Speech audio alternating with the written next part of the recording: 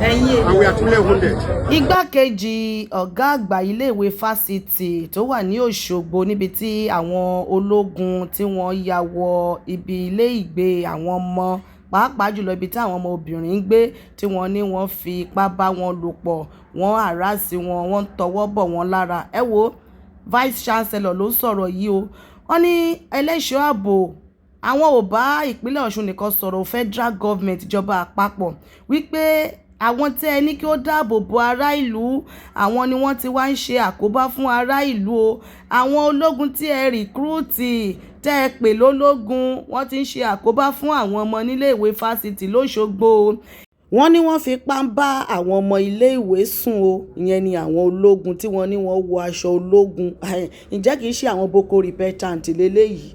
Ìyẹn ni látàrí ilé iṣẹ́ ológun tí wọ́n gbé lọ sí Òṣogbo tí wọ́n ní wọ́n ti pín káàkiri regional. Wọ́n gbé ti south east lọ, wọ́n gbé ti south west wá. Eléyìí tí wọ́n gbé wá sí south west tó jẹ́ pé Òṣogbo ni wọ́n gbé lọ, wọ́n ti bẹ̀rẹ̀ sí ní ṣe àkóbá fún àwọn ọmọ iléèwé o. Igbákejì ọ̀gá àgbà iléèwé ti sọ̀rọ̀ o. Wọ́n ní kò síbi tírú eléyìí tí ń ṣẹlẹ̀ lágbàáyé o. Ìyẹn náà làwa náà ti bá wa sọ tipẹ́tipẹ́ wípé àwọn kan tó ń ṣẹlẹ̀ ní ilẹ̀ wa kò síbi tó ti ń ṣẹlẹ̀ lágbàáyé. Àwọn ológun tí wọ́n ní kí wọ́n dáàbò bo ará ìlú, àwọn ọmọ ilé ìwé tí wọ́n ní kí wọ́n dáàbò bo àwọn náà ni wọ́n ń ṣe àkóbá fún wọn. Jẹ́ ká fi Gbàjarè síta o látàrí bí wọ́n ṣe sáàkì wọn ní iléèwé gíga tó wà ní Ògbómọ̀ṣọ́ nígbà tí wọ́n ní àwọn protest fún owó tí wọ́n ń fún àwọn 1,500 ni wọ́n ní owó wọn jẹ́ per day lójúmọ́. Ṣùgbọ́n nígbà táwọn wá protest wọ́n wá sáàkì àwọn dẹ̀ ti lo 30 years làwọn ti lò níbi iṣẹ́ wọn ò dẹ̀ fún àwọn ní kankan wọ́n dẹ̀ sáàkì àwọn. Oríṣiríṣi ló ṣẹlẹ̀ nínú ìlú yìí o. Jẹ́ ká kọ́kọ́ gbọ́ ọ̀rọ̀ lẹ́nu vice chancellor Fáṣítì Òṣogbo nípínlẹ̀ Ọ̀ṣun. And we are truly wounded. As a father, as a Nigerian,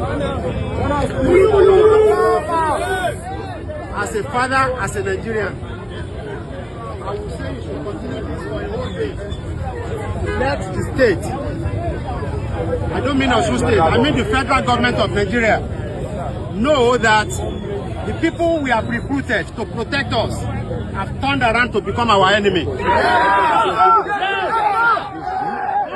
The people we have recruited to help us to safeguard our society have become threats to our peace as a people. The people we are supposed to call upon when we are under security threat have actually themselves become security threats against us. Yes, sir. This is not acceptable in any nation. Yes, sir. And it should not be acceptable in our university. Yes, sir. And should not be acceptable in Osogbo and in Osun State. Yes, sir. Therefore, the military top echelon has reached out to us. They actually came to campus this morning. 5 of the soldiers have been arrested. Good. Yes. Good.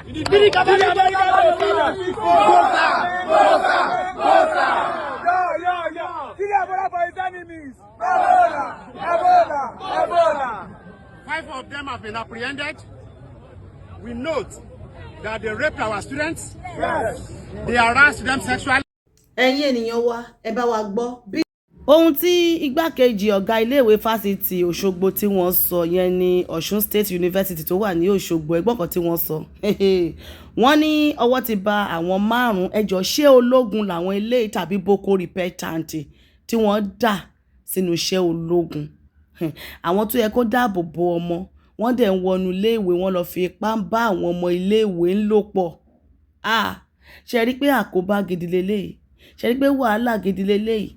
Iléèwé alákọ̀ọ́bẹ̀rẹ̀ ò ṣe ń lọ, iléèwé Fáṣítì ò ti ṣe ń lọ. Àwọn ọmọ tó jáde tí wọ́n sọ̀rọ̀ leléyìí o tí wọ́n ní wọ́n ń tọwọ́ bọ àwọn lára. Ìyá tẹ́ ẹ bá wa ń wò yìí àwọn náà ni wọ́n ké Gbàjarè síta o ní ìlú Ògbómọ̀ṣọ́ yẹn ní LAUTECH iléèwé gíga tó wà nílùú Ògbómọ̀ṣọ́. Wọ́n ní ibẹ̀ ni àwọn ti ń ṣiṣẹ́, àwọn ní casual staff tí wọ́n ń ṣiṣẹ́ nínú iléèwé gíga níbẹ̀. Wọ́n ní ó ti lé ní 30 ọdún táwọn ti ń ṣiṣẹ́ ń bẹ̀, over 30 years. Wọ́n ní látàrí pé àwọn wá protest owó tí wọ́n ń san fún àwọn 1,500 per day. Ìjọ tó bá dẹ̀ wá ni wàá gba owó ẹ̀. Inú ẹ̀ náà làwọn ti fẹ́ wọ ọkọ̀. Àwọn wá ní kí wọ́n fi kún owó yẹn fún àwọn pé owó yẹn ò tó nǹkan kan. kí ni àwọn ìyá wọ̀nyí ṣe protest fún o ni àwọn ọ̀gá iléèwé ni wọ́n bá sọ wípé àwọn ìyá wọ̀nyí o wọ́n sáàkì wọn. Sáàkì bíi ti báwo? Ṣé nítorí pé àwọn protest wípé kẹ́ fi kún owó àwọn? Eléyìí lágbára, jẹ́ ká fi ohùn sí kẹ́ gbọ́ àlàyé lẹ́kùnrẹ́rẹ́ lẹ́nu àwọn ìyá tí wọ́n ké gbàjarè síta ní ìlú Ògbómọ̀ṣọ́. Ọ̀sẹ̀lẹ̀ ní pé lábẹ́lẹ́tì Ògbómọ̀ṣọ́ àwọn akásọ̀ àtàwà bẹ́ẹ̀ wọ́n béèrè fẹ́ kó 1,500 fún wa léde kò Sunday àti Saturday bẹ́ẹ̀ ṣẹ́ta bá ṣe lágbà. Àwọn abẹ́rẹ́ pé BBC bá wa owó kún wípé owó mọ́tò tí wọ́n níta béèrè náà nù. Ṣàdédé gbogbo ayé ẹni tó ti pé ọgbọ̀n ọdún 25-26 ó wà ní wa. Ṣàdédé la rí wọn lánàá ní àwọn láti pé ọgbọ̀n tá a pé gbogbo ẹ̀yìn pé wọ́n gbé agbáṣẹ́ṣe ní ìwà wípé mi ti kọjá lọ lọ àwọn ọlọ́gbọ̀n fún wa ti kọjá lọ. Kò jámọ̀ pé àṣẹ fi ní fọ́ọ̀mù míì lọ́la yìí ọlọ́dẹ yìí wípé tí a bá fẹ́ ṣiṣẹ́ náà bá ti bá fẹ́ ṣiṣẹ́ náà bá ti kú fọ́ọ̀mù bá gbáṣẹ́ṣe òun jẹ́ pè ní kọ́ńtáàtì. Àwọn wò yí pé àtọ́gbọ́ náà ti ṣiṣẹ́ bọ̀ kí wọ́n á ní géènì wa àwọn akẹ́kọ̀ọ́ ti lọ́nà wa ní kẹ̀kẹ́ tí wọ́n ṣe fún wọn. Nígbà tí wọ́n ní ká máa lọ lé láìsí nǹkan kan ìdílé àbúgbà òun ní wọn pé kí wọ́n bá náà láwọn ẹ̀kọ́ tó yẹ kí wọ́n pa tábà ṣe fún ọjọ́ ìkọ́pìnì mi tábà lọ mọ́pẹ́ kọ́pìnì ẹsẹ̀ kí wọ́n sọ fún wọn pa láwọn ẹ̀tọ́ láwọn ti fún àwọn yòókù á sì lè jọ ìkọ́pìnì mi ìdílé àbúgbà sàfihàn àwọn ọjà 1,500 ni wọ́n fún alẹ́ èdè ẹlòmí sì wọ́pọ̀ 2,000. Wá láti gbé. Ẹ̀yin ènìyàn wa ẹ bá wa gbọ́ bí ẹ rí àwọn àlàyé tí ìyá yìí ṣe. Ẹ jọ ṣe rí pé ìyànjẹ gbà lélẹ̀. Báwo lèèyàn á ṣe máa ṣiṣẹ́ over 30 years ago tí wọ́n wá protest pé kẹ́ fi kún owó àwọn tó wá di wípé wọ́n ní wọ́n máa sáàkì wọn ni tó bá dẹ̀ fẹ́ padà bẹ̀rẹ̀ iṣẹ́ wọ́n á ti padà fíìlì fọ́ọ̀mù mi. Ẹ jọ gbogbo 30 ọdún tí wọ́n ti lò sẹ́yìn yẹn wá ń kọ́ o. Compensate wo ni wọ́n fẹ́ fún wọn? Ṣèbí tẹ́yàn bá ń ṣiṣẹ́ àṣà ní iye owó tí wọ́n á fún wípé eye báyìí la fún yín o fún gbogbo iye ọdún tẹ́ ti bá wa ṣiṣẹ́ o. Ṣe rí nǹkan tá à ń sọ. So àwọn ìyá àgbàlagbà yìí 1,500 yẹn gan ṣó tó oúnjẹ òòjọ́ wípé àárọ̀ èèyàn fẹ́ jẹ o fẹ́ lọ síbi iṣẹ́ o ra búrẹ́dì o rẹ̀ ẹ̀pà sí àbí o ra àkàrà sí ṣó tó ń jẹun. Wọ́n ní inú ẹ̀ náà ni àwọn á ti wọ ọkọ̀ o ni wọ́n ní ọmọ o wọ́n á sanwó lé nínú ẹ̀ o ọmọ á lọ léèwé nínú ẹ̀ o. Ṣe rí pé àwọn kan ni wọ́n jókòó tí wọ́n ń ré àwọn ìyá wọ̀nyí lórí. Àwọn kan ni owó yẹn á máa dé sí lọ́wọ́ o táwọn náà á máa yọ títí wọn níbẹ̀. Ṣé wá rí gbogbo àwọn nǹkan tí wọ́n ń ṣe o nínú ìlú yìí ò fi dáa látàrí wípé ká máa rẹ́ra wa jẹ ká máa ré orí àwọn èèyàn. Àwọn kan ni wọ́n ń gba owó yẹn báyìí tí wọ́n ń jókòó tẹ̀ mọ́lẹ̀ tí wọ́n ò ro ti wú orí àwọn ìyá wọ̀nyí pẹ̀lú iye ọdún sọ́nà àwọn ti lò lẹ́nu iṣẹ́.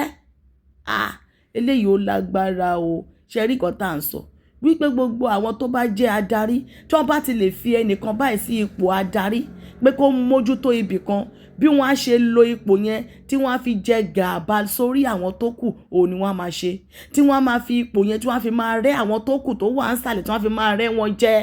Ọjọ́ wo wá ní ìlú yẹn fẹ́ lọ síwájú? Ẹ wo àwọn ìyá wọ̀nyí báyìí ṣé wọn ò ní jẹun? Wọ́n á wọ ọkọ̀ wọ́n á sanwó ilé. Kò sí pé ilé ìwòsàn lélẹ́yìí o bí ara wọn ò yá àwọn ni wọ́n á mówó tí wọ́n á lọ ra oògùn kò sí ìwòsàn ọ̀fẹ́ o. Eléyìí ó lágbára o. Ṣé ẹ wá rí wípé oníkálukú wọn ni wọ́n ń ṣe ìdájọ́ lọ́wọ́ ara wọn wọ́n ń lo ipò wọn láti máa rẹ́ mẹ̀kúnnù jẹ. Gbogbo ibi iṣẹ́ ni ibi tí wọ́n bá ti lè wà tí wọ́n ti wà ní ipò kan níbẹ̀ bí wọ́n ṣe fẹ́ lò láti máa yan àwọn tó wà ní ìsàlẹ̀ àwọn tó wà lẹ́yìn wọn bó ṣe fẹ́ máa yàn wọ́n jẹ lókù. Ṣé irú ìwà tí wọ́n hù sí àwọn ìyá wọn ìṣó dáa? Ní gbogbo orílẹ̀-èdè lágbàáyé bó lẹ́yìn ti fẹ́ ṣiṣẹ́ fún 30 ọdún tí kò ní máa gba owó ìfẹ̀yìntì tí kò ní ní iye tí wọ́n á san fún un wípé òkè ó tẹ̀ ti fẹ̀yìntì o kó gba iye báyìí. Ó mà wá ga o. Ẹ̀yin ènìyàn wọ jẹ́ ká rí èròǹgbà yín ní abẹ́ fọ́nrán yà ní dààmú o.